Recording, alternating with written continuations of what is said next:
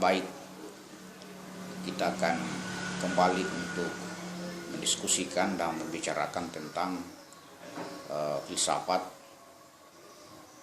Beberapa hari yang lalu kita sudah mendiskusikan dan membicarakan tentang makna filsafat, mulai dari pandangan filosof Yunani sampai kontemporer. Pada kesempatan ini kita akan mencoba untuk mendiskusikan tentang urgensi dan pentingnya mengkaji filsafat dalam kehidupan. Ada pandangan yang agak miris di sebagian kalangan bahwa sesungguhnya berfilsafat itu kita hanya digiring pada wilayah spekulatif, wilayah angan-angan, wilayah abstrak, karena berfilsafat itu tidak membumi sehingga tidak mampu menyelesaikan realitas kemanusiaan. Filsafat tidak mampu memberikan gagasan-gagasan solutif karena orientasinya adalah orientasi pemikiran. Tentu saja pandangan seperti ini tidak selamanya benar dan perlu kita luruskan. Karena sadar atau tidak sadar, mau atau tidak mau, kita akan selalu diperhadapkan pada problema kefilsafatan dalam hidup ini selama manusia itu memiliki persoalan dalam kehidupannya. Karena tidak ada pun manusia yang dalam kehidupannya itu yang tidak memiliki masalah dan problema yang membutuhkan sebuah pemikiran yang matang, pemikiran yang sahih, sehingga proses penyelesaiannya itu dianggap benar dan tepat. Jadi selama manusia memiliki yang namanya pemikiran itu akan selalu mendorong manusia untuk mengetahui segala persoalan. Maka mau tidak mau kita sudah terdorong untuk menyelesaikan persoalan-persoalan itu secara falsafi. Jadi filsafat itu atau problema kefilsafatan itu selalu ada dalam kehidupan umat manusia. Selama manusia itu memiliki yang namanya problema, selama manusia itu memiliki pemikiran yang berasal dari otak. Namun demikian, perlu dijelaskan bahwa belum tentu orang yang berpikir itu dikatakan sebagai berpikir filosofis, ya. Karena pada dasarnya manusia itu semuanya manusia, baik filosof maupun bukan filosof, pada dasarnya dia memiliki pemikiran. Tetapi belum tentu orang yang berpikir itu, belum tentu orang yang berpikir itu dapat dikatakan sudah berpikir secara filosofis. Karena dunia filsafat atau berfilsafat itu ada ciri khas atau metode atau pendekatan yang harus dijadikan sebagai sebuah landasan, menjadi sebuah paradigma, sehingga orang itu dapat dianggap berpikir secara filosofis. Nah, di antara cara-cara berpikir secara filosofis itu seperti berpikir secara radikal. Pengertian radikal di sini adalah berpikir sampai ke akar-akarnya. Dia akan mempertanyakan segala sesuatu, substansi sesuatu sampai kepada akar-akarnya. Misalnya tentang manusia. Manusia sebagai salah satu objek daripada kajian filsafat yang berbentuk material, sebagai makhluk yang dianggap sebagai alam mikrokosmos. Ya, kalau alam mikrokosmos itu adalah manusia, alam kecil, sedangkan alam makrokosmos itu adalah alam semesta, alam besar. Nah, ketika manusia dipertanyakan secara radikal, maka muncul beberapa pertanyaan. Di mana, apa sih manusia itu? Apa hakikat manusia itu? Siapa manusia itu? Dari mana manusia itu? Apa tujuan manusia itu? Dan akan kemana manusia itu? Jadi berpikir radikal, berpikir secara filosofis dengan menggunakan ciri khas radikal, maka akan dipertanyakan berbagai bentuk manusia itu, mulai dari asal-usulnya sampai kepada tujuannya. Nah, dalam diri manusia itu dia adalah berbentuk material. Dia berapa sih kaki manusia itu? Berapa tangan manusia itu? Berapa mata manusia itu? Apa sih fungsi mata manusia itu? Berapa jari-jari manusia itu? Ya, yang ada di tangannya maupun di kakinya. Kalau dia memiliki kuku, apa sih fungsi kuku dalam diri manusia itu? Semua dipertanyakan dalam diri manusia. Nah, ini adalah salah satu cara berpikir radikal. Jadi dia akan mempertanyakan segala bentuk material yang ada pada diri manusia. Nah, cara berpikir radikal ini ketika dibawa dalam konteks bahasa agama, meskipun ada juga yang pandangan yang di sebagian kalangan bahwa ketika orang berfilsafat maka dia akan menggoyang-goyang konstruk keimanan seseorang itu. Ya, jadi ada pertanyaan yang muncul juga di kalangan agamawan bahwa filsafat itu akan menggugat keimanan seseorang. Ya. Jadi ada pertanyaan seakan-akan bahwa filsafat itu adalah sesuatu yang menakutkan ketika dibawa dalam konteks bahasa agama. Nah, memang kalau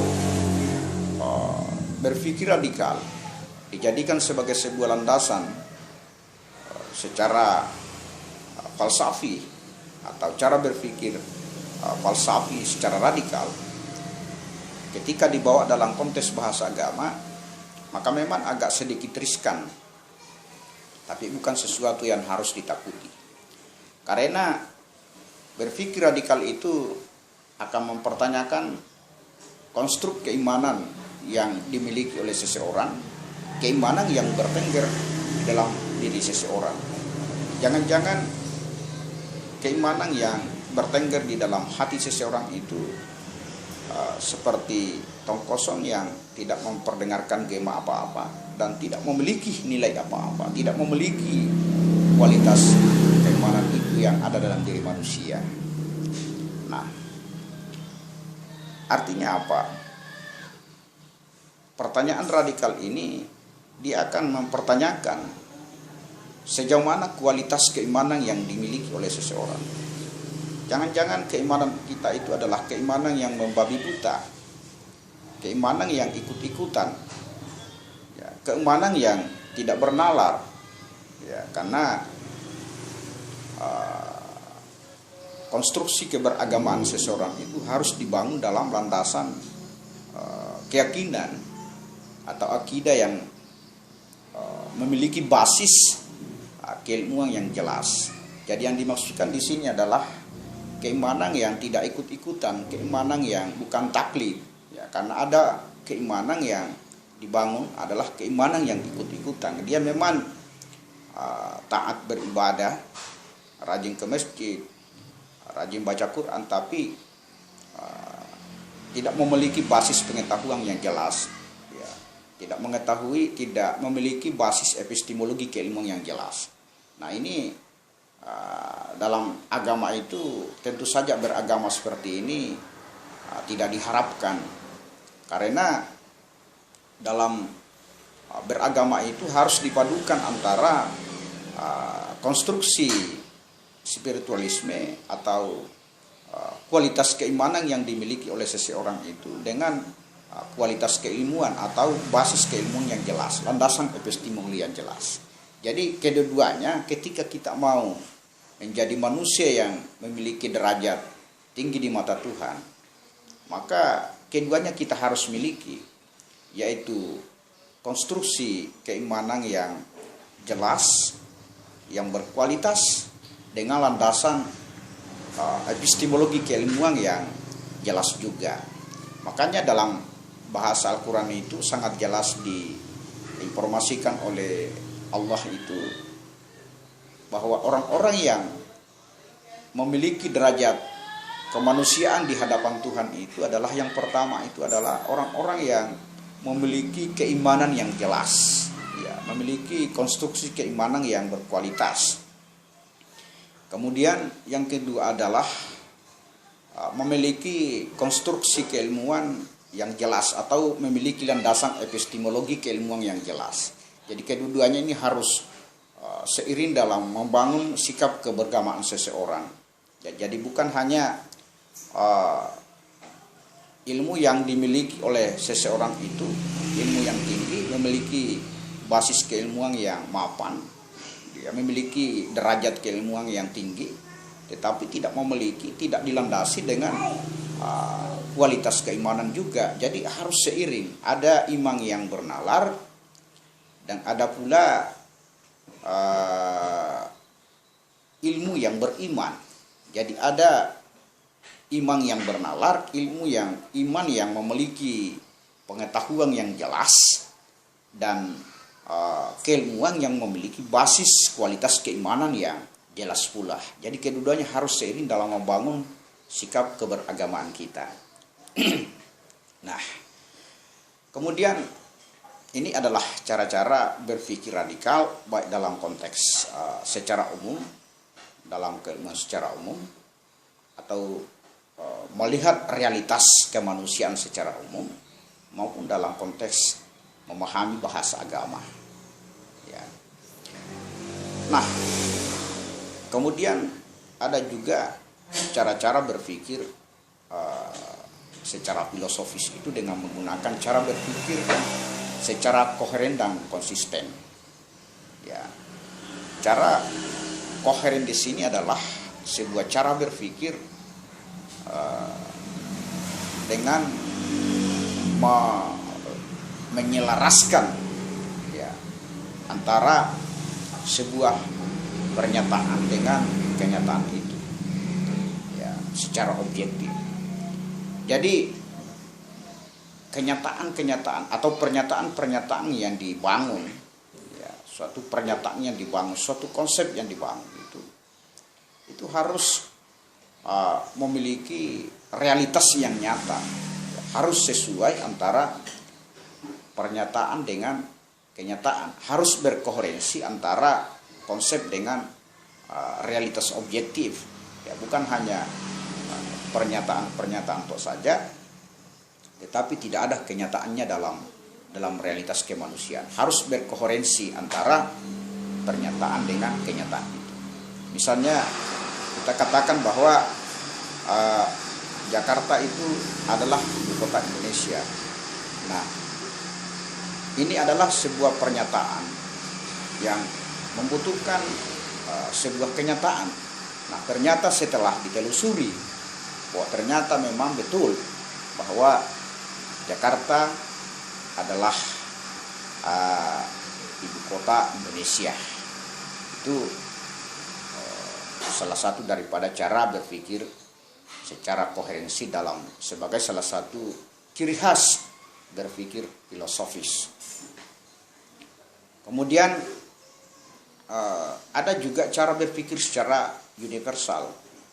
Nah, Cara berpikir universal di sini adalah cara berpikir secara menyeluruh. Artinya apa? Ketika memandang sebuah persoalan, ketika memandang sebuah realitas, atau memahami dan menangkap sebuah realitas itu, menangkap kenyataan itu, maka itu tidak bisa dipahami secara partikuler. Ya, harus dipahami secara universal agar pemahaman kita itu bisa secara komprehensif, dalam artian bahwa segala sesuatu itu ketika kita menangkap sebuah kenyataan itu bisa dipahami secara multiperspektif dengan berbagai pendekatan-pendekatan dari berbagai sisi keilmuan, sehingga kita bisa menghasilkan sebuah pemikiran yang komprehensif dan utuh. Nah, orang-orang yang cara berpikirnya partikuler itu bisa dianggap bahwa cara berpikir seperti ini adalah berpikir secara rigid dan kaku. Demikian pula dalam bahasa agama itu. Ya, makanya nanti dikaitkan bagaimana urgensi filsafat dalam bahasa agama, ya. Nah, misalnya orang yang berpikir secara partikuler, berpikir secara sempit, ya, berpikir secara dalam satu perspektif, maka cara pandangnya juga itu akan sempit dalam melihat dan memotret sebuah satu persoalan.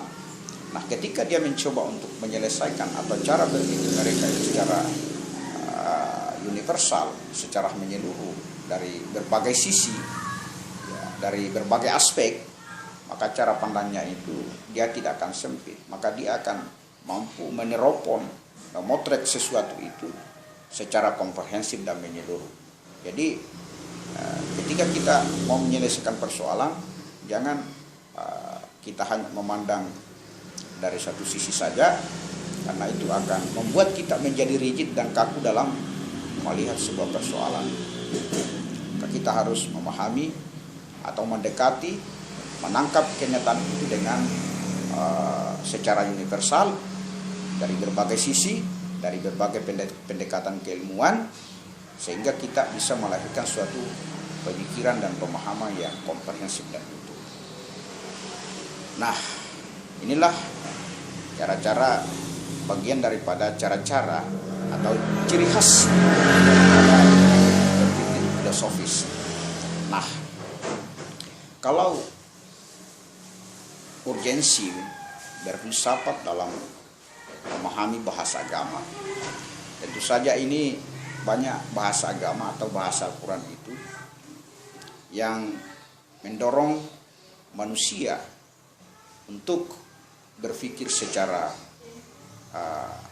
menggunakan pemikiran kita ini, atau memaksimalkan pemikiran kita.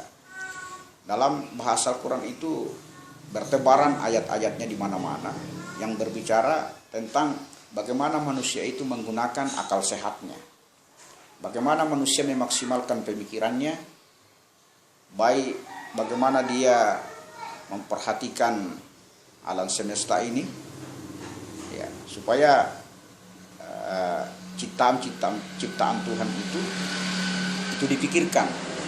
Nah, ini adalah indikator yang cukup jelas bahwa sesungguhnya Tuhan itu sangat memotivasi dan mendorong manusia untuk berpikir secara filosofis. Lagi pula dalam memahami bahasa agama, khususnya wahyu. Ketika wahyu dikaitkan dengan akal, maka fungsi akal terhadap wahyu itu dapat mengokohkan keyakinan seseorang itu, dapat mengokohkan keimanan seseorang yang diinformasikan dalam bahasa wahyu itu. Jadi wahyu itu tidak bisa dipahami secara dogmatis, tidak bisa dipahami secara skripturalis, tidak bisa dipahami secara tekstual, tetapi harus wahyu itu dipahami secara rasional. Karena bahasa agama itu adalah bahasa yang juga membutuhkan penyelesaiannya secara rasional. Jadi disitulah fungsi wahyu, fungsi akal terhadap wahyu untuk menguatkan bahasa agama itu, bahasa wahyu itu agar memperkokoh keyakinan seseorang dalam beragama. Nah, itulah kemudian Al-Farabi, seorang filosof Islam, berpandangan bahwa antara agama dan filsafat adalah dua mata rantai dalam kehidupan umat manusia yang saling mengokohkan antara satu dengan lain.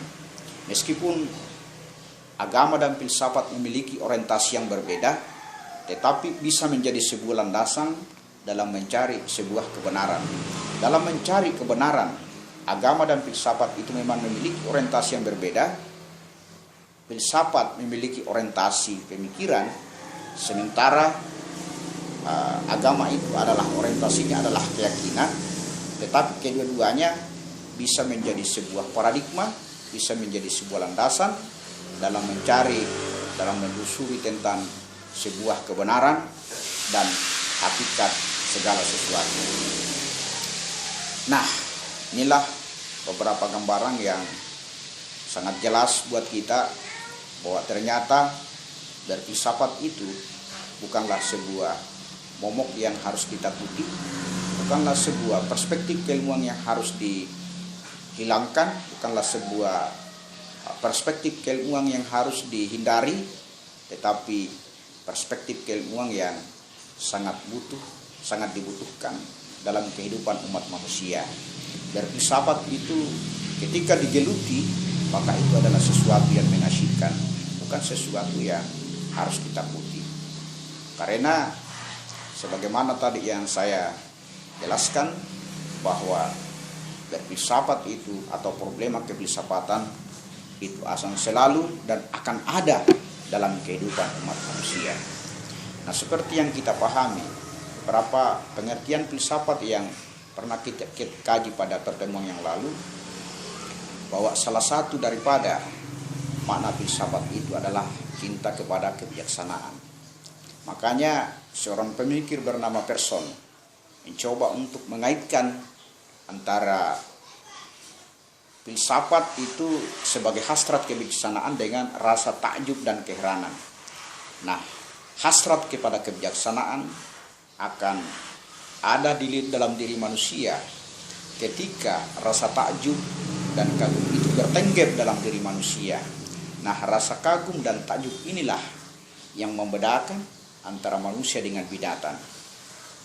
Kalau binatang tidak pernah merasa heran menyaksikan atau merasakan persoalan-persoalan atau hal-hal yang ada di sekitarnya atau fenomena-fenomena yang ada di sekitarnya, maka manusia tidak boleh seperti binatang. Karena manusia itu memiliki akal, memiliki potensi yang mendorong manusia itu untuk selalu merasa heran, merasa takjub, dan ingin mengetahui ada apa di balik fenomena-fenomena seperti itu. Nah, kalaupun manusia menjalani rutinitasnya dalam kehidupan sehari-harinya, seperti seorang petani pergi ke kebun mencari rezeki, menggarap kebunnya, pergi ke sawah, membersihkan kebunnya, yang itu dijalaninya setiap hari sampai dia pulang ke rumah. Demikian pula seorang nelayan pergi ke pergi ke laut mencari ikan, kemudian datang ke rumahnya. Demikian pula para pegawai, para guru pergi ke sekolah, pergi ke kantor, kemudian dia pulang sore. Kemudian seorang mahasiswa pergi ke kampus mencari ilmu. Demikian pula dosen pergi ke kampus memberikan perkuliahan, dan itu yang dia jalani dalam kehidupan sehari-harinya. Dan apabila itu dianggap sebagai sesuatu hal yang biasa-biasa saja, maka tentu saja tidak pemikiran seperti ini tidak memiliki produktivitas. Artinya rutinitas yang kita jalani dalam kehidupan sehari-harinya itu ketika dipertanyakan secara filosofis, khususnya dalam filsafat fenologi, bahwa peristiwa-peristiwa yang biasa-biasa kita rasakan itu, yang kita anggap biasa-biasa saja, bukanlah itu yang sebenarnya bukanlah itu substansi dan hakikat yang sebenarnya terjadi. Ada fenomena lain yang ada di balik daripada peristiwa-peristiwa dan rutinitas kehidupan sehari yang kita lakukan itu. Nah, demikian pula kalau kita menyaksikan sebatang pohon yang ada dalam kehidupan kita, atau sebatang pohon mangga yang ada di depan rumah kita, kita melihat pohon mangga itu berbunga, kemudian pada saat dia berbunga, bunganya itu jatuh berguguran di tanah, dan belum sempat dia berbuah, belum sempat menghasilkan buah, maka dia akan jatuh ke tanah. Kemudian ketika manusia berpikir menyaksikan sebatang pohon mangga itu, kemudian dia bawa ke dalam dirinya, sebagai manusia yang memiliki potensi dan akal, maka tentu saja dia tidak akan mau hidupnya seperti pohon mangga itu yang berguguran sebelum dia menghasilkan buah. Oleh karena itu, ketika manusia mempertanyakan kepada dirinya, apa yang saya hasilkan sebagai manusia? Makanya manusia itu ketika dia mampu berpikir, mampu memberikan kontribusi terhadap kemanusiaan, maka dia tidak akan mau seperti pohon mangga itu yang berguguran sebelum dia menghasilkan buah. Artinya apa? Manusia yang diberikan potensi oleh Tuhan, diberikan akal, diberikan berbagai macam potensi yang diberikan Tuhan untuk digunakan dan dikontribusikan kepada umat manusia, maka seharusnya manusia itu bisa menghasilkan sebuah karya, bisa menghasilkan sebuah amal soleh yang dapat digunakan oleh manusia secara universal. Nah, inilah pentingnya kita mengkaji filsafat dalam kehidupan agar kita selalu bersikap arif, bersikap bijaksana, dan selalu menyelesaikan persoalan-persoalan kita itu secara bijaksana, secara tepat dan benar, agar kita menjadi manusia yang bisa dianggap sebagai manusia yang berkualitas, manusia yang memiliki derajat yang tinggi di hadapan Tuhan, karena kita termasuk orang-orang yang memiliki derajat keilmuan yang mapan, memiliki kualitas keimanan yang mapan, sehingga kita tidak termasuk orang-orang yang memiliki derajat kemanusiaan yang rendah. Artinya kita termasuk dalam golongan orang-orang yang dianggap sebagai orang yang sudah menuju pada suatu taraf pemikiran yang filosofis. Saya kira itu sementara ini yang sempat saya sampaikan, bahwa saya tegaskan sekali lagi bahwa pada dasarnya berfilsafat itu adalah sesuatu yang sangat urgen dalam kehidupan umat manusia. Ya.